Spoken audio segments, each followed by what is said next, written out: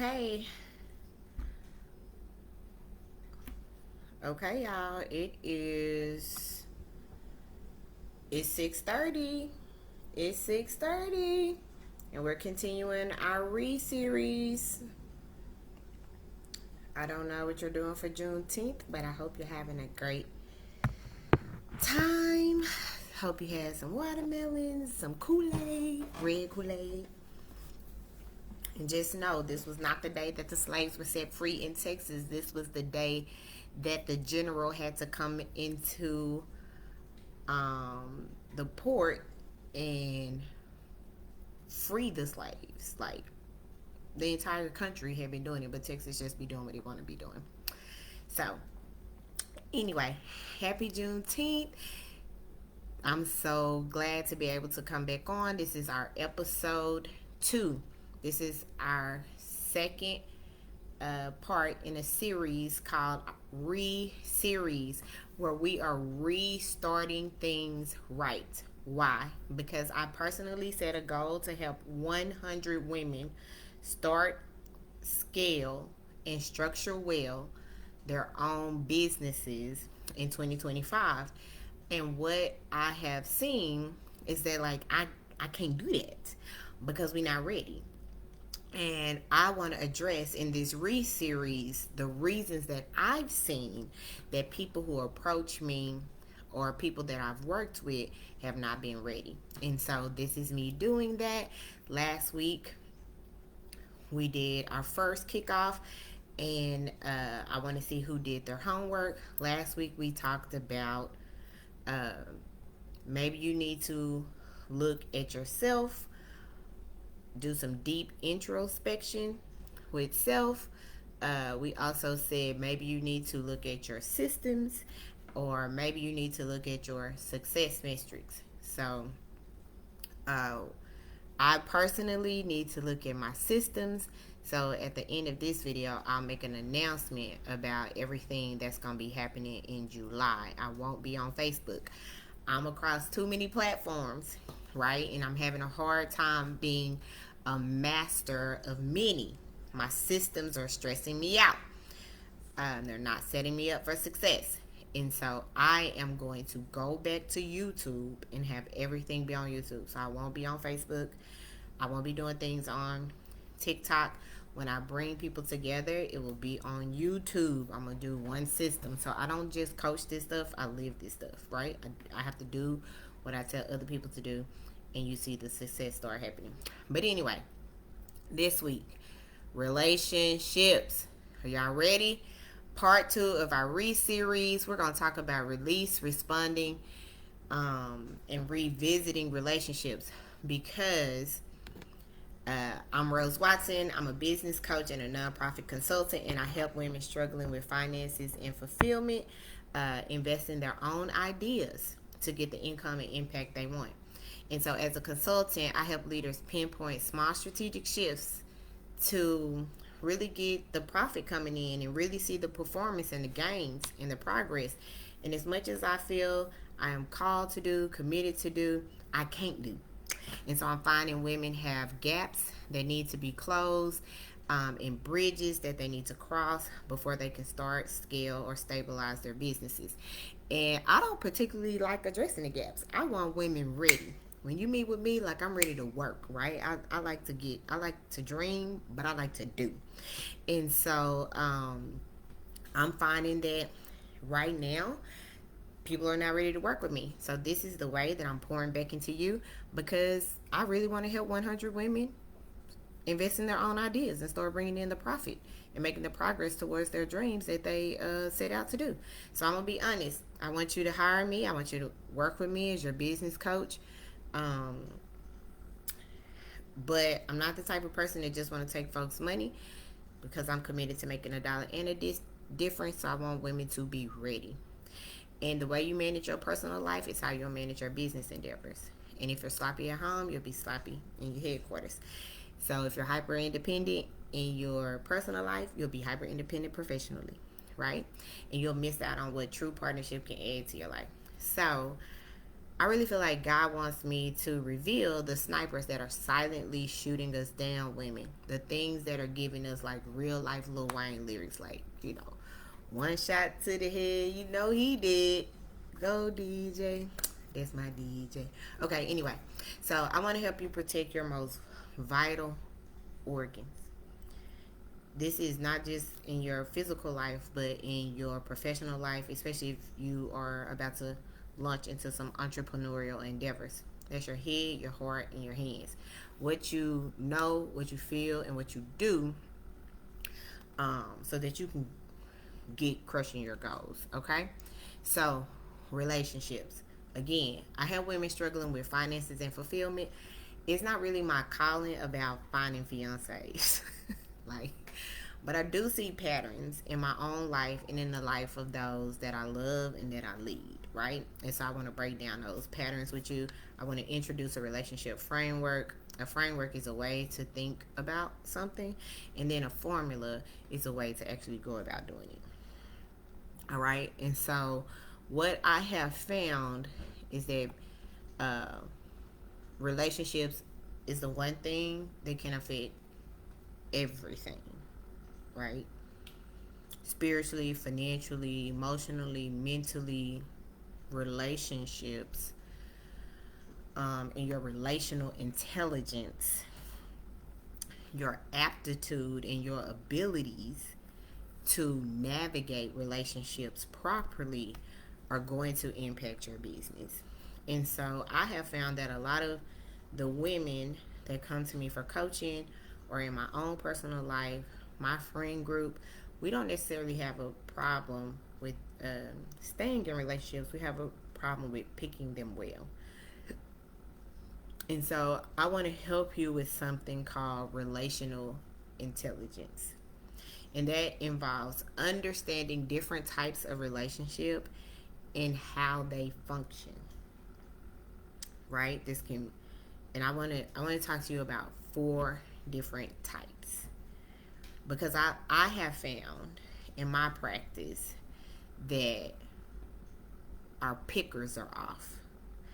And when you pick off because of a misalignment, you're trying to manage a misalignment, right? You got somebody in a friend zone, and they got you as a associate.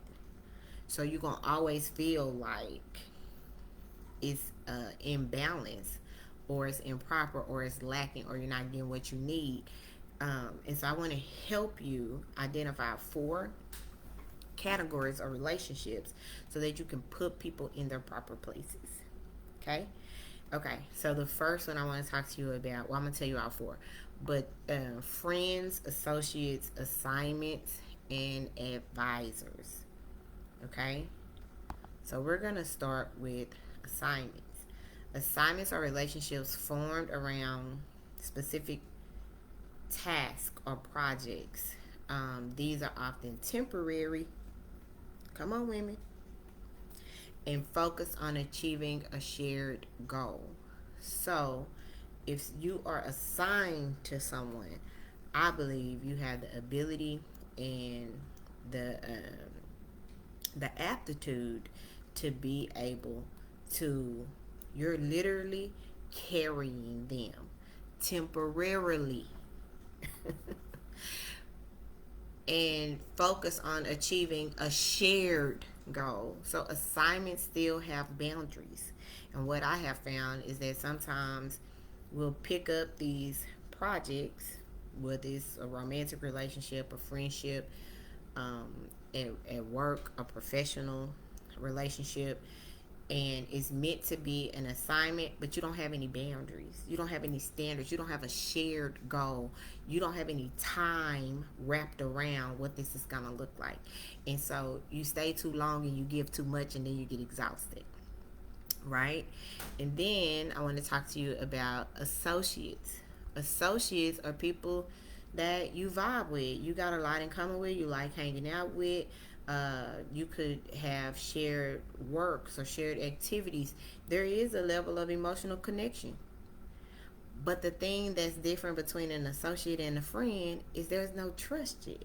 The credibility And that comes with time. So sometimes we real quick, women, to be like, that's my sis, that's my sis. You don't know her. That's an associate. You like hanging out, you like going out, but you don't know if you can go up with them because there's no trust there yet, right? Okay, the next one is friends. These are the relationships built on shared interests, emotional connections, mutual support. Mutual. Come on, ladies. Friends should have mutual support. This is not a you do for me, I do for you. This is we are mutually vested in this thing. We both got skin in the game. And they involve a high degree of intimacy and trust. Right? With associates, you can be authentic, but you may not be vulnerable with them. Authenticity means I show up as my true self, but vulnerable, I don't have to let you in to what's truly going on in my life. That happens with trust. And so oftentimes we'll be vulnerable with an associate, and then they'll share your business, and you're like, well, I thought you was my friend, girl. You miscategorized them. They was associates. They did what associates do. They can't hold your vulnerability, right? That's for a friend. And then the last group is an advisor. Advisors are individuals who provide guidance, mentorship, expertise.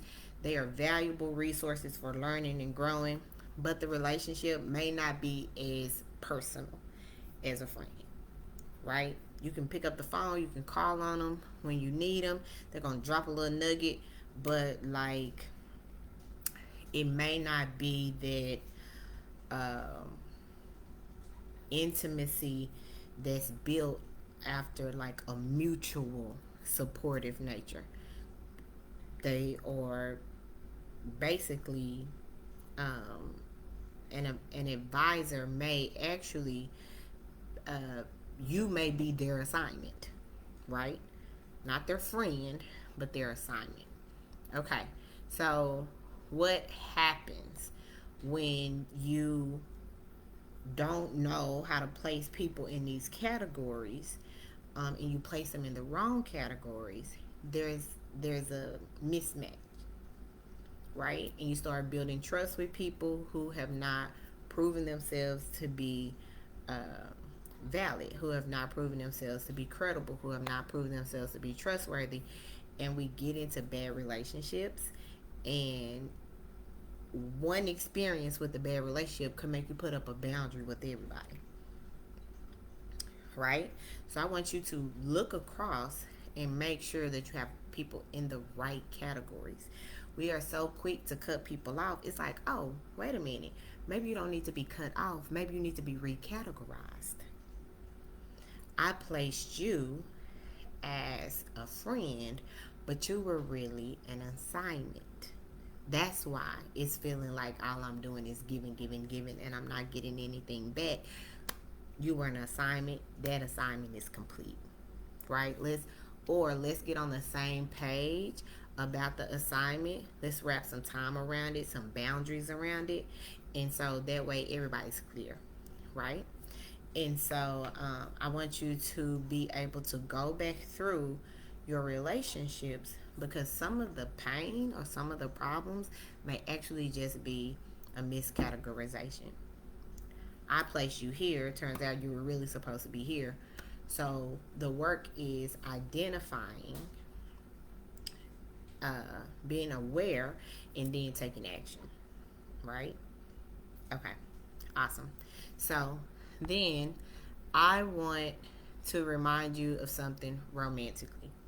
And like I said, I'm here helping people that struggle with fulfillment and finances. I'm not here to help people find fiancés.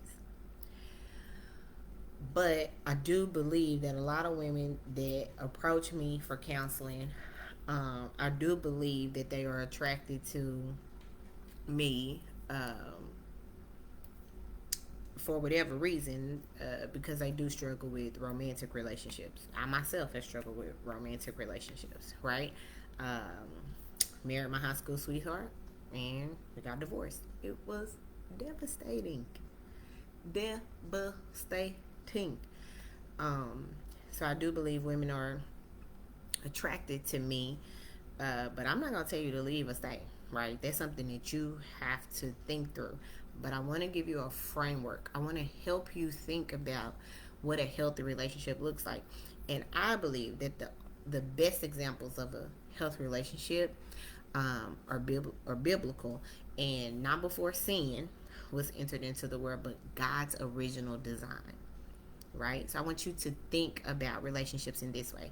First things first, in Genesis, Adam didn't ask for Eve. She was gifted to him.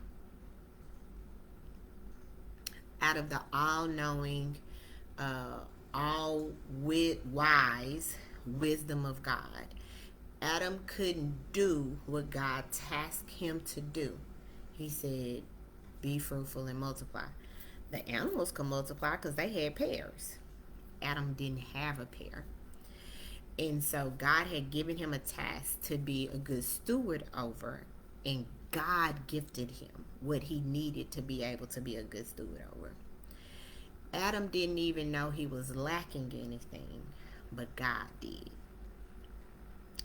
And so in romantic relationships, lady, I need you to be able to think about yourself as a gift. And not just any gift, a gift from God. And so you have to ask yourself, if I am God's gift to this person that I'm in a romantic relationship with, God didn't gift him just anything. When Adam came up out of his sleep, he was like, oh my gosh. He named her and claimed her. Is that how your person is doing you? Right? That's just something to think about. Is he honoring you as the gift that you are from God? Is he staking his name on you and not just a marriage certificate? Is he carrying himself in a way that his name brings honor to your life? And then is he claiming you and carrying out God's original design with you? That's something you got to ask yourself, right? I'm not going to get into that. That's just something that you need to think about. God's original design for romantic relationships between men and women. Is that what's happening in your relationship? And I think that additionally, Jesus on the cross was an example of the highest relational intelligence.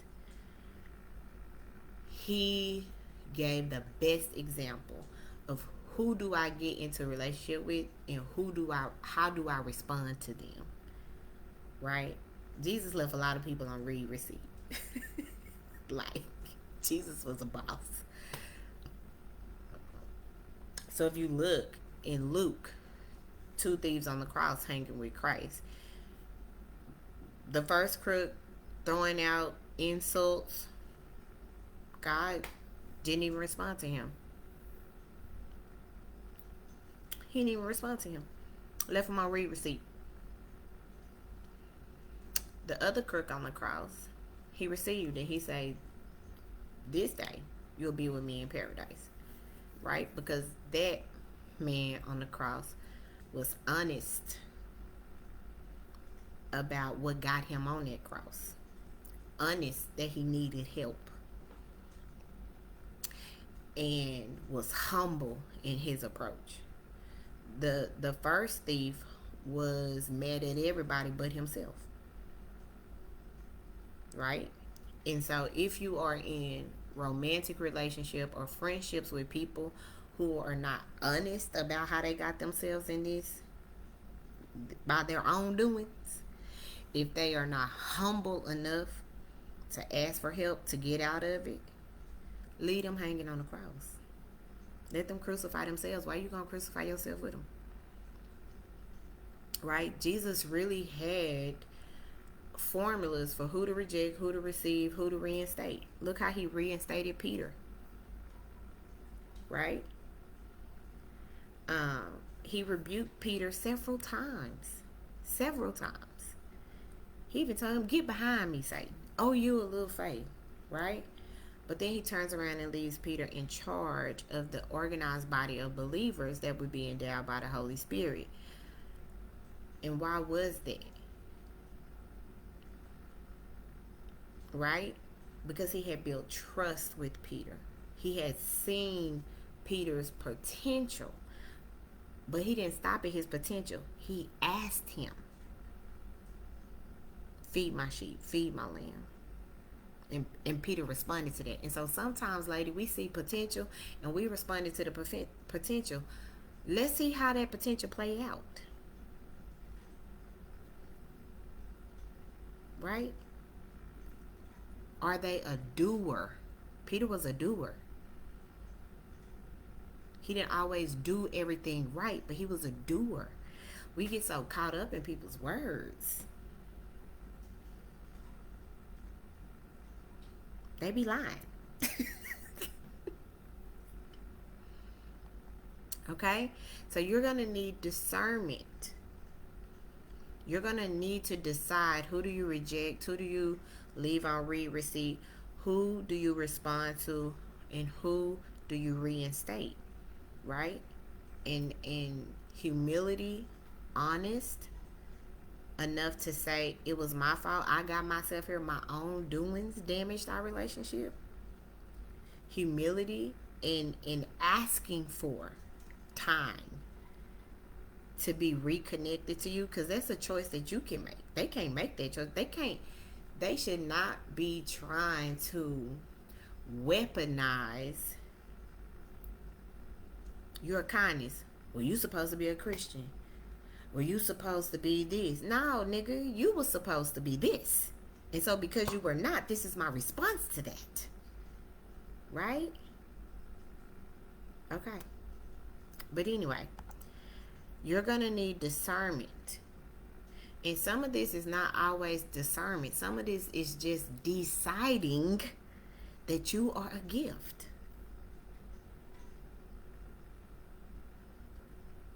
If you're not treating me the way God's original design was for healthy relationships, romantic relationships, I'm entrusting you into the hands of God. And I understand that some of y'all are in covenantal marriages. I get that. And we are quick to say God hates divorce. He hates his gifts to be misused. He hates when people are not good stewards over his gift. He don't hate you. He hates your mistreatment. And so maybe we should start hating the things that God hates and loving the things that he loves. Okay? So relationships, again, the women in my life, the women who come to me who want to do something, but they are having difficulty in their relationships, and it's causing them to have this gap between what they want to set out to do and what they are doing. Most of the times I find relationship somewhere in there. I want you to be aware of the major categories: friends, associates, assignments, and advisors. I want you to go back through and see, where are you having unhealthy tension in these relationships? It could possibly be a miscategorization. Put people in the right categories and then communicate to them that you've shifted them.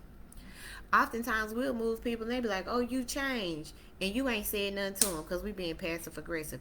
Tell them, oh yeah, I'm not changed. I've recategorized you into the associates sector of my life, and we can hang out and we can have a good time. I love to hang out with you, but I don't trust you to go up with you because you broke trust doing XYZ. We gotta be okay with communication. With communicating, right? So I want you to assess your categories. I want, if there is any misalignment, to recategorize people appropriately. Communicate with them, correct? And especially watch that associate and friends. Friends can be trusted, and how do you know you can trust somebody? You got to see them in a few seasons, right? Not every season. And that's not spring, summer, winter, fall. That's seasons of life. Should be mutually beneficial. And then I want you to look and rethink about romantic relationships. Is this playing out like God's original design for my life? How do I get back to that? And so sometimes we have gaps that show up, that keep us from getting back to the original design that God had for our life. Timing.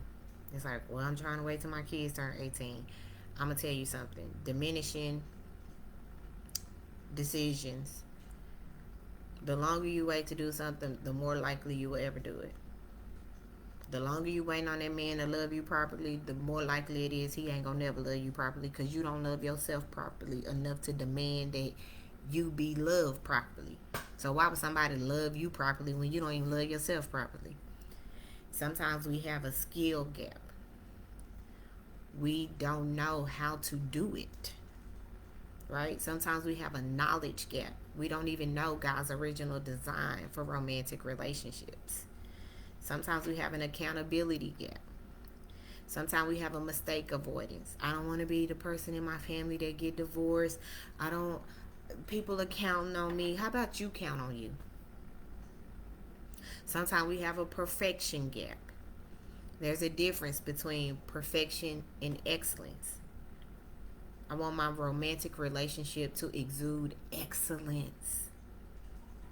Right? And excellence should be defined by the both of you. Somebody should not be living their best life at your expense. Okay? Sometimes we have an inspiration gap. I don't see nobody doing it. I'm not inspired to. Come on, figure out what your gap is. Sometimes we have an expectation gap. We don't expect enough from our romantic partners. We saw our parents, our mothers get treated horribly, and we stayed. And so our bar is too low. Right? But make the commitment to restart. Make the commitment to speak up for yourself. Make the commitment. Okay? So that's your framework and that's your formula for relationships. I hope this was not abrasive, but I hope that it helps you close some of these gaps, especially in the knowledge area. A lot of people suffer and face unnecessary pain and invite chaos into their lives because they haven't been exposed to a different way of thinking or a different way of doing. So I want to expose you to something different. A different way to think about relationships, a different way to stop cutting people out of your life so quick. It may just simply be dropping them down a notch, getting on the same page with an assignment. Y'all, that's why y'all so drained, you so tired. You picking up assignments and projects and you toting them around for the rest of your life. Leave them. All right? And if you need any help in navigating relationships, I suggest that you get a therapist. Okay? God and therapy. God sets you free. Therapy can help you learn how to live out that freedom. All right? You can go and dig up that stuff so you can honor the life and the time and the relationship for what you thought it was, but you can move into what it's actually supposed to be. All right. Y'all have a good night. Bye.